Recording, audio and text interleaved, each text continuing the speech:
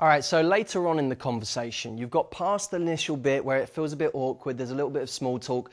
Now you're getting into territory where you want to build more rapport, okay? And you want to keep it lively because too many conversations, you get to 5 minutes in, 10 minutes in, half hour in, and suddenly they go dead. Okay, well, what makes that happen? Generally, what makes a conversation go dead is when you get onto a certain, what we call conversational thread, okay? So a certain topic, and it seems fun at first, and you go down it, but you go down and down and down and down and down, and you get to a point where suddenly that thread goes stale. There's nothing else to say on that matter. And people get hooked on a certain thread because they're worried about transitioning to a different part of the conversation, or they're worried about breaking out their shell and talking about something totally new. So they stay on this same thread. And you can't do it because once that goes stale, now the both of you are looking for a whole new thread to start on. The way you want to do it is you want to be starting different threads at the same time. So as you're talking to someone, you could be talking about, you know, this holiday that you did in Mauritius and you swam with these dolphins, and now you can transition from that onto something else. So maybe you say, oh really, I actually went to Barbados the other year, and you know the funniest thing happened when I was there. And now you start talking about this thing that happened to you while you were in Barbados. You have to get used to transitioning from one thing to the next in a fluid way. Something that you can practice with your friends to actually get better at this is word association games. Okay, so with your friend, just come up with a word. You could say dolphin, and then that person can't say the same word, but they have to say something else. So they say, okay, sea, because it's related to dolphin. And now the other person says something else, so they say salt. Now the other one goes pepper, the other one goes dinner, the other one goes plate, okay? And you just keep bouncing back and forth, back and forth. You're going to get better at transitioning and being more you can be tenuous with your links. You don't have to worry that, oh, this doesn't seem too connected. I remember the other day I went to a restaurant and I tried something called Weasel coffee, okay, which is kind of a weird thing. I don't know if you've heard of it, but it's actually coffee that, disgustingly enough, has been digested by a weasel, and it happens to be the most expensive coffee in the world. Okay, now, I know in drinking that, I found out a little bit about it, and I thought, oh, that's actually quite an interesting little story to tell.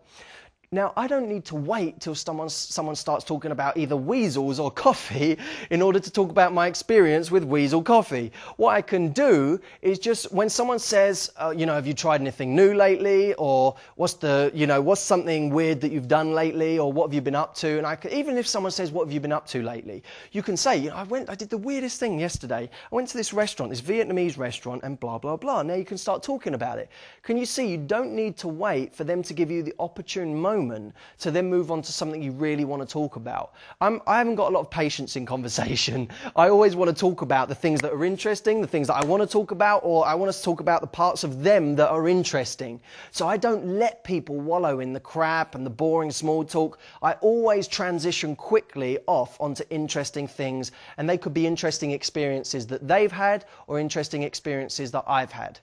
Now, as you come to the end of a conversation, if you like this person, if this is a guy standing in front of you that you think, you know what, I like this guy, I'd like to carry it on, I don't really know how, you've got to have a strategy for that. Too many women I know, they go through this whole conversation, they know they like the guy, and then the guy walks off and that's it. They never speak to the guy again. I'm going to give you a couple of little ways, little techniques that you can actually get a guy's number so that you have a point of contact for later on. Okay? One thing I would do is, when you're in conversation, you can say to a guy, you know what, I kind of ditched my friends and I've got to get back to them. So immediately, by the way, what are you doing?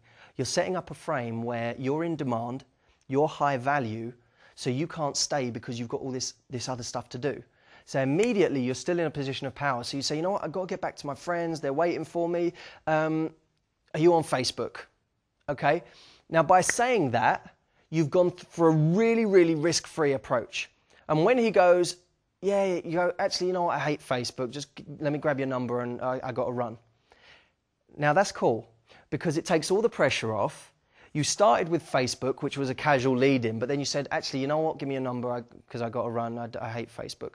Okay, now you've looked really high value. The important thing in getting contact details is that you look high value. You're not saying, hey, can I have your number? Okay, you're saying, you on Facebook? Actually, you know what, I hate that. I got to get back to my friends. Let me just take your number.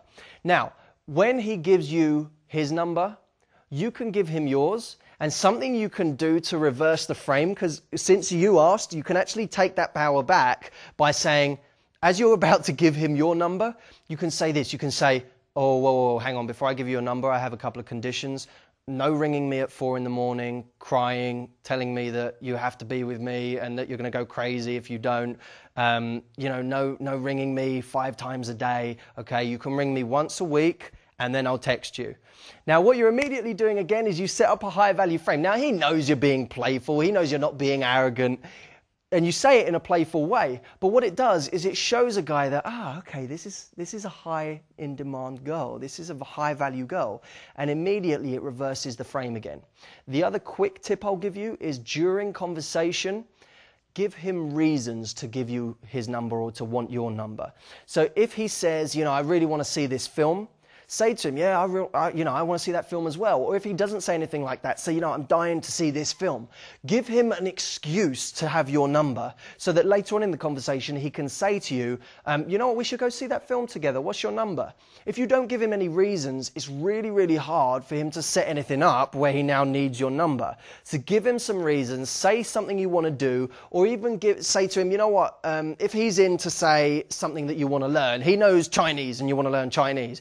Well, you know what? He needs to teach you Chinese. That's your excuse, okay? Find a reason, then getting the number is easy because now it's not all about you and him and what might ensue, okay? So, give reasons in the conversation, and when it gets to asking for the number, say you've got to get back to your friends, go casual with a Facebook, and then say, you know what, give me a number, I can't be asked with Facebook. And then when you give him the number, don't be afraid to say, okay, just make sure I don't want any phone calls at 3 a.m, crying and upset because you can't live without me, okay? Be playful with it. We love a playful woman, okay? Have fun with that, and I will see you soon.